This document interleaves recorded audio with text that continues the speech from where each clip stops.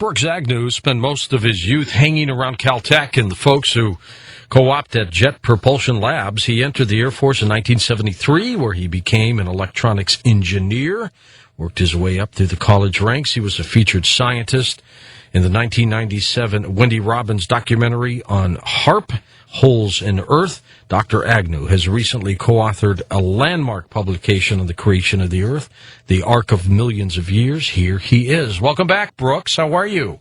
Thank you, George. It's great to be here. Oh, my pleasure. I'll get you an update for the next 15 minutes or so, if you would, about the hollow Earth and the quest. What's the latest there? Well, of course, there's been a lot of evidence come in the last 6 or 7 months, seismic information defining the core of the Earth much better. 4 days ago, we had two aurora borealises, one over the North Pole, one over the South Pole.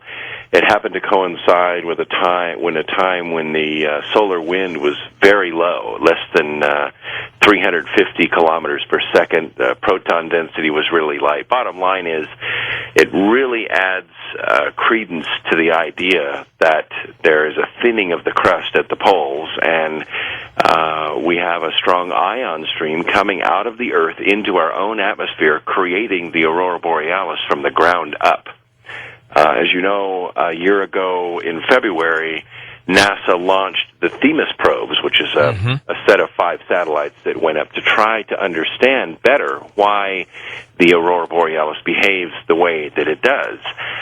We don't really have a lot of data from those satellites yet, and I think the reason is the data that's coming in conflicts with the normal, or shall I say, mainstream geological viewpoint of how the Earth is constructed. We're trying to get access to that data now.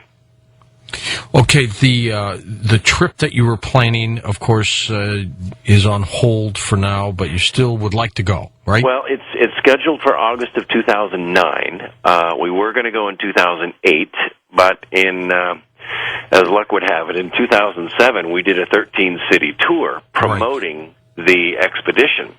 Well, it created such popularity that people went and booked the Yamal, which is the nuclear-powered icebreaker, 4 months ahead of schedule. So when it came around time for us to make a move in December or January of 2008 for August of 2008, it was already booked.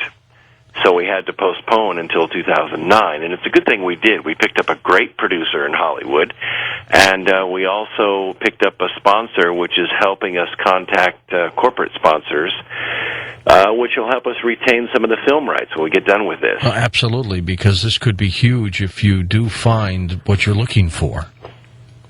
Well, there are several aspects to this. One is, of course, the global warming aspect, being that the ice caps have really melted back. But it's still a long way to where we want to go. It's not exactly the North Pole. It's way high in the Arctic Circle. And there's really only one ship that can make the journey, and that's this nuclear-powered icebreaker.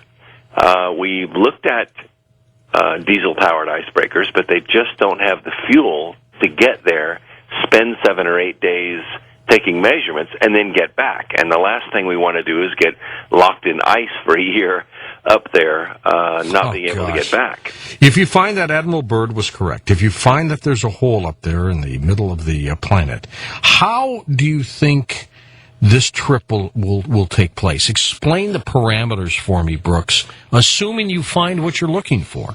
Well, if our calculations are correct and our measurement teams lead us to the right spot, and we find, at the very least, an opening in the crust, deep beneath the ocean where perhaps two oceans are blending and sea life is passing back and forth, and that's the reason we're seeing these million-year-old life forms show up in fishermen's nets all over the planet.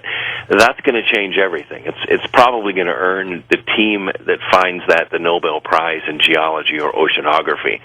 But at the very most, if we do find a curvature of the crust and we find something like Edgar Rice Burroughs' hole beneath the fog in the north region, then everything changes.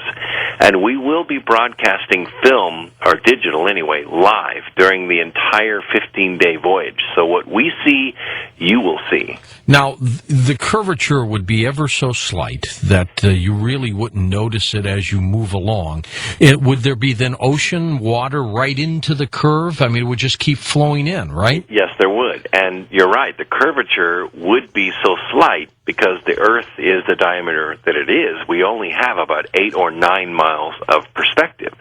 So if we are looking at a curvature with a radius, anything greater than that, you're really not going to notice it. It's all going to be sea level to you. That's why we have to have a precision gyroscope on the ship so that we can track the curvature of the Earth by watching this stable gyroscope. Once it begins to over-rotate, we know we've sailed into what's often called the oceanic depression. If you boat yourself into this thing, how do you get out of it?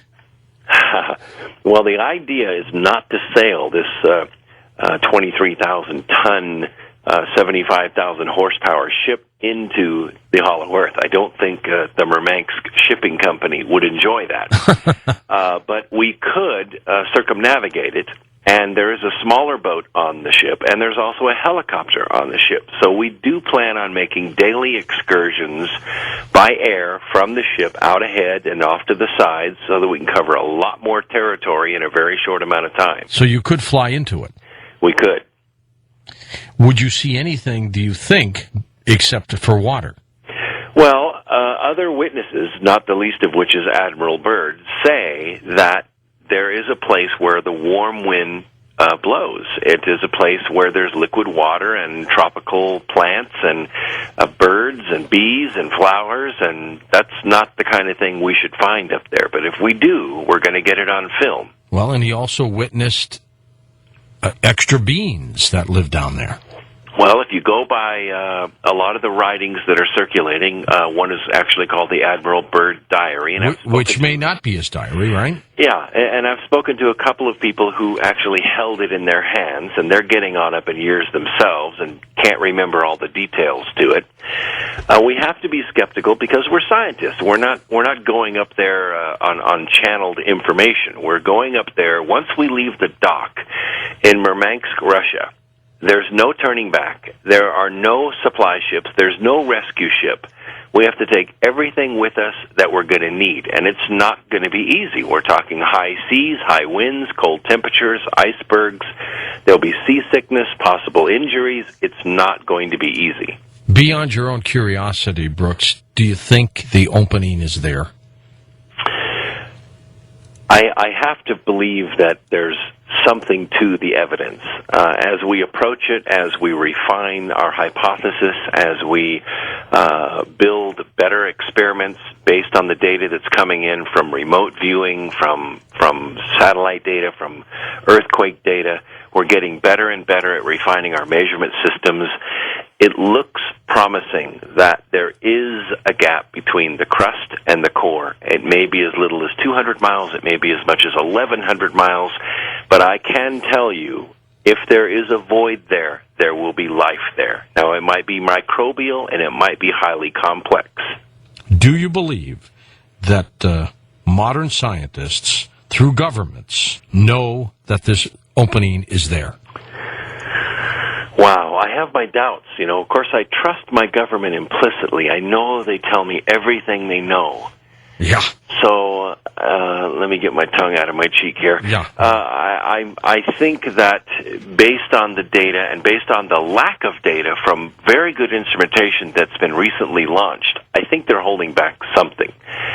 And lots of people have written me letters and phone called me and said, they're not going to let you go, and the government is going to prevent you from going. And I just don't believe that at all. I'm not much of a conspiracy theorist, and we have no fear. We're going forward. Yeah, I was just with Apollo 14 astronaut Edgar Mitchell a few months ago in Washington, D.C., whom I trust explicitly, and he tells me that he believes we're being visited by extraterrestrials, always happen to have occurred and is happening now.